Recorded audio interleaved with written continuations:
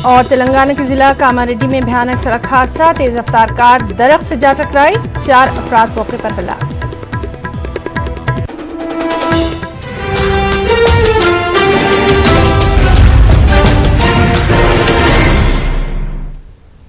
और चलिए खबरों में सबसे पहले बात करेंगे शहरियत तरमीमी बिल की।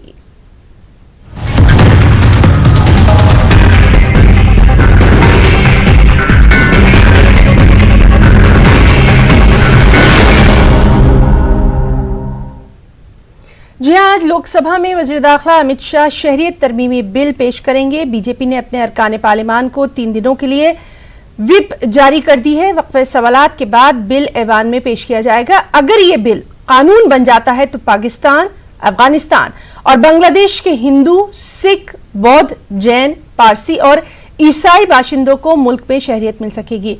वाज़ेह है कि इस बिल से मुसलमानों को दूर रखा गया है। ज़राए के मुताबिक मणिपुर को बिल के दायरे से अलग रखा जा सकता है।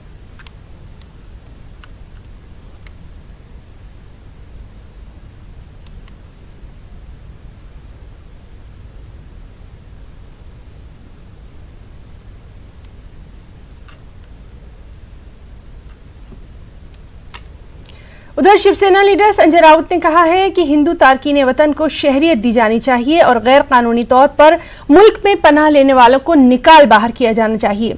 संजय राउत ने कहा कि इस पर वोट बैंक की सियासत नहीं होनी चाहिए। संजय राउत के मुताबिक तारकीन वतन को वोटिंग का हक नहीं दिया जाना चाहिए।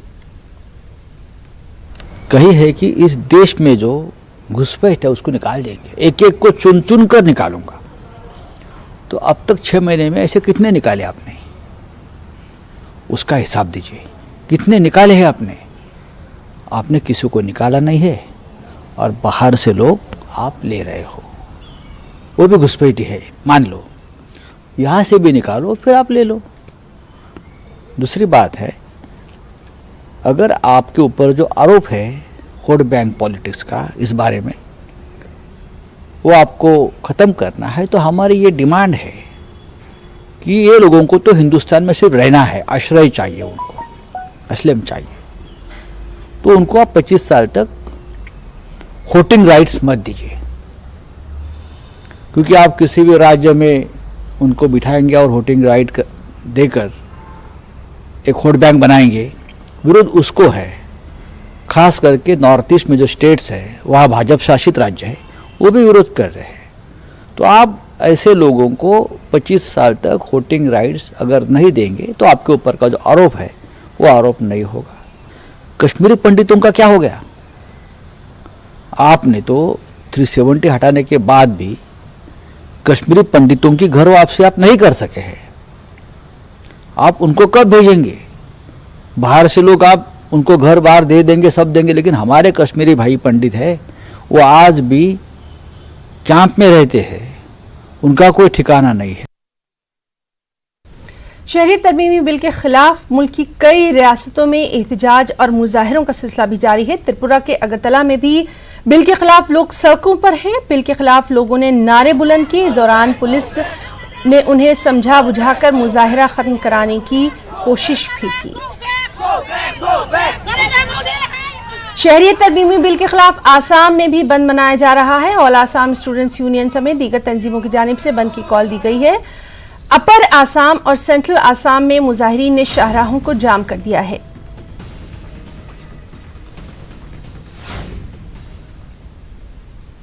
और AIUDF के सदर बदरुद्दीन अजमल ने शहरियत तरमीमी बिल की पुरजोर मुखालफत की है।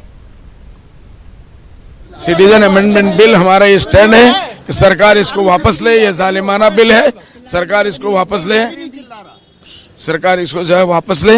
हम लोग ये आसाम में कोर्ट के खिलाफ है, ये कॉन्स्टिट्यूशन के खिलाफ है और ये हमारे धर्म एकता जो पूरे हिंदुस्तान में हिंदू मुस्लिम मिलके 100 साल से हम लोग यहाँ रह रहे हैं, ये इसके खिलाफ है। ये हिंदू मुस्लिम के अंदर लड़ाई लगाना चाहते हैं, ये बंगाली आसामियों के अंदर लड़ाई लगाना चाहते हैं।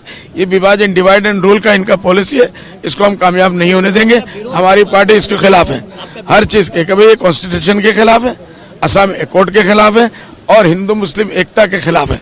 ये इसको तोड़ना चाहते हैं और वहां फसाद कराना चाहते हैं।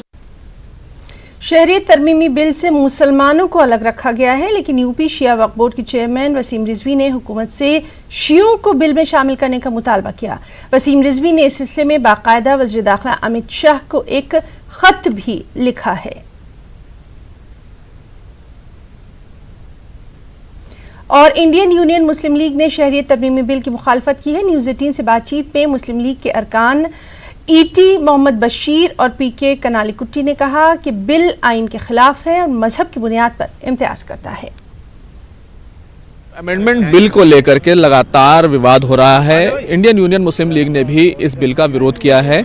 हमारे साथ केपी कनालीकुट्टी साहब मौजूद हैं, ईटी मोहम्मद बशीर साहब मौजूद हैं। सर, आज बिल पेश हो रहा है, क्या आप लोगों का स्टैंड रहेगा? हम इसको टोटली अपोज करते हैं। इन दी लोकसभा और राज्यसभा में हमारे राज्यसभा मेंबर है, इधर है। हम वी आर होपफुल, आपको होप है ये राज्यसभा में जब पास नहीं हो जाएगा। हम लोकसभा 3 मेंबर्स है, हम सब पॉलिटिकल पार्टीज उनको बात करते हैं, ये कॉन्स्टिट्यूशन के अगेंस्ट है, इसलिए हम लोकसभा और राज्यसभा बहुत हम इसको टोटली अपोज करते हैं। इसका ज़रूरत नहीं है, बिल स्क्रैप करना है।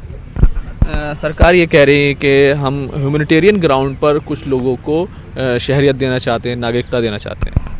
यह ऐसा नहीं करना। सिटीजनशिप देना है तो वो मेरिट के साथ है, मेरिट और डिमेरिट देखना है, उसके वजह से सिटीजनशिप देना है, नॉट रिलीजियस के बारे में। बशीर साहब, क्या आपको लगता है कि ये जो बिल है पूरा, आप लोग इसका अपोज करेंगे या इसमें कुछ अमेंडमेंट भी आप कराना चाहते हैं? No amendment, because we are demanding that the whole bill should be scrapped because it's unconstitutional. In that case, the question of amendment doesn't arise. And one thing is very clear, it's a clear violation of the constitution. Not only that, you are also asking humanitarian consideration. Humanitarian consideration is not for a particular community, you know. Humanitarian consideration is for the whole people, you know. In that case, why should they discriminate Muslims? So there is no question of any kind of humanitarian consideration. As he told, we will fight it legally and we will fight it in the parliament, inside the parliament and outside the parliament. And we will continue our dialogue with the like-minded parties also in this.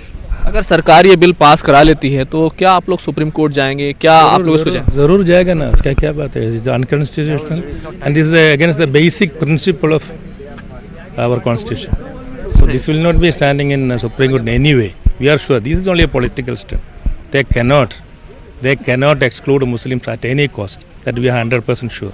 But okay, they can pass it in Lok Sabha, but never in Rajya Sabha. Maybe if some people, as you know, the pseudo secularists, if they abstain or if they are voting for this one bill, definitely they will be exposed in the public. The secular, so-called secular parties, those who got the vote of Muslims also. And how can they tell slide openly excluding Muslims? Okay, never. तो Indian Muslim league ने यह साफ कर दिया है कि वो इस बिल को नहीं चाहते हैं, वो इस बिल को लेकर अमेंडमेंट भी नहीं देंगे और अगर ये बिल पास हो गया तो फिर उसको सुप्रीम कोर्ट तक ले जाया जाएगा। कैमरामैन गौरव सक्सेना के साथ खुर्रम शहजाद, न्यूज़ 18 दिल्ली। 11वीं शरीफ शेख अब्दुल कादिर जिलानी की पैदाइश से मंसूब है। अमूमन ऐसी महफिल में नातख्वानी, मनाक़िब, ज़िक्र अस्कार और सलवातुस्सलाम पढ़ा जाता है। 11वीं शरीफ की मुनासबत से की जाने वाली महफिल में अमूमन लंगर का भी ख़ास एहतमाम किया जाता है। और लखनऊ में क्या कुछ समा आज के दिन देखा जा रहा है, किस तरह की पुरनूर महफिलों का इनेकाद किया जा रहा है, इसके लिए हम सीधे रुख करेंगे वहाँ मौजूद हमारे साथी तारिक कमर का। तारिक, लखनऊ की ख़ास तौर से अगर हम बात करें तो 11वीं शरीफ की मुनासबत से लखनऊ में अलग ही नज़ारा देखा जाता है और सबसे अहम बात यह है कि ख़ास तौर पर यहाँ लंगर का एहतमाम किया जाता है, पुरनूर महफिलें सजती हैं। क्या कुछ आज का नज़ारा?